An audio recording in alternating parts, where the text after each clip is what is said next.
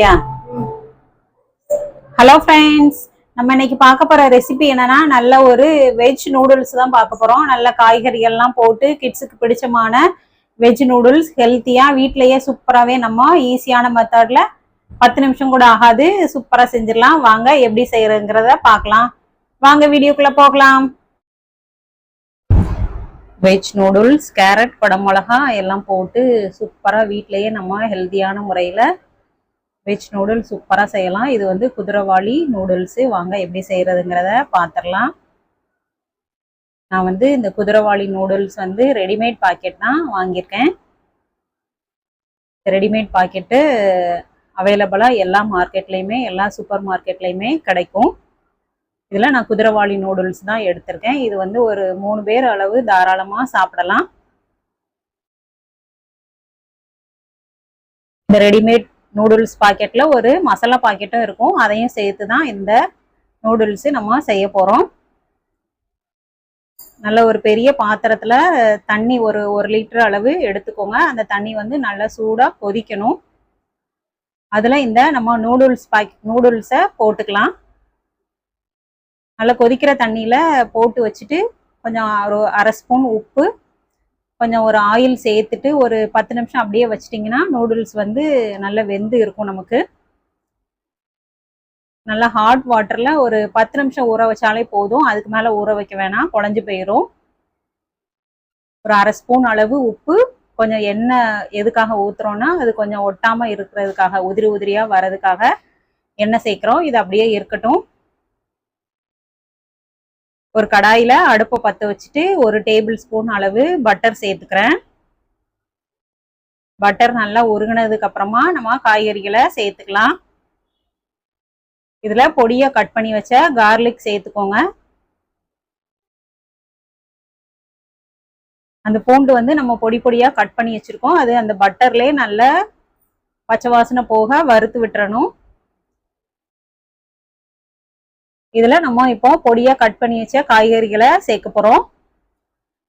நான் வந்து இன்னைக்கு வந்து கேரட்டு, அப்புறம் பெரிய வெங்காயம், குடமிளகா, தக்காளி, இந்த 4 காய்கறிகள் தான் சேர்க்கிறேன்.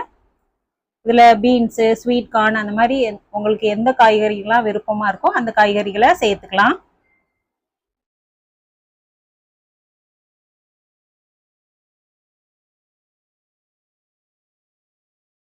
காய்கறிகள்லாம் சேர்த்ததுக்கு அப்புறமா அதை நல்லா ஒரு 2 நிமிஷம் நல்லா வதக்கி விட்டுறணும்.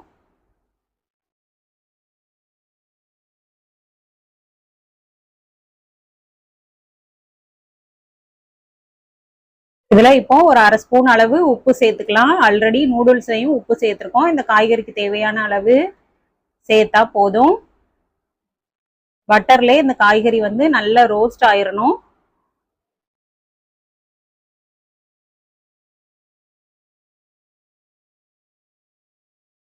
ஓரளவு இப்போ வதக்கி விட்டுட்டோம். இதுல கொஞ்சமா அடி பிடிக்காம இருக்கிறதுக்காக ஒரு 1/4 டம்ளர் அளவு தண்ணி சேர்த்துக்கிறேன். தண்ணி சேர்த்ததுக்கு அப்புறமா அந்த ரெடிமேட் மசாலா பாக்கெட்டை இதுல சேர்த்துக்கலாம். இதுக்கு பதிலாக நீங்க வீட்டில் இருக்கிற சில்லி பவுடர், கறி மசால் பொடி, அது எது வேணுமோ சேர்த்துக்கலாம். மசாலா பவுடர் போட்டதுக்கு அப்புறமா ஒரு 2 நிமிஷம் நல்லா மீடியம் ஃப்ளேம்லேயே வச்சுட்டு வதக்கி விட்டுருங்க. இதுல நான் இப்போ வந்து டொமேட்டோ கெச்சப் கொஞ்சம் சேர்த்துக்கிறேன். இந்த தக்காளி சாஸ்லாம் விட்டு சேர்த்து செஞ்சாதான் கிட்ஸுங்க விரும்பி சாப்பிடுவாங்க. இந்த நூடுல்ஸோட டேஸ்ட் கொஞ்சம் ஹைலைட் பண்ணும்.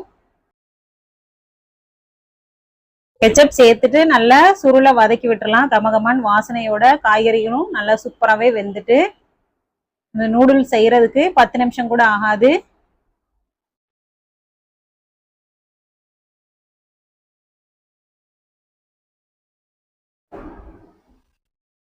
வேக வச்ச நூடுல்ஸை சேர்த்துக்கலாம். சுடுதண்ணியில ஒரு 10 நிமிஷம் நமக்கு ஊற வச்சாலே போதும். நூடுல்ஸ் நல்லா பொல பொலன்னு உதிரியா சூப்பரா நமக்கு கிடைச்சிரும். இது வந்து தாராளமா ஒரு 3 பேர் அளவு சூப்பரா சாப்பிடலாம். இதுல ஒரு 1/2 ஸ்பூன் அளவு மிளகுத்தூள் சேர்த்துக்கிறேன்.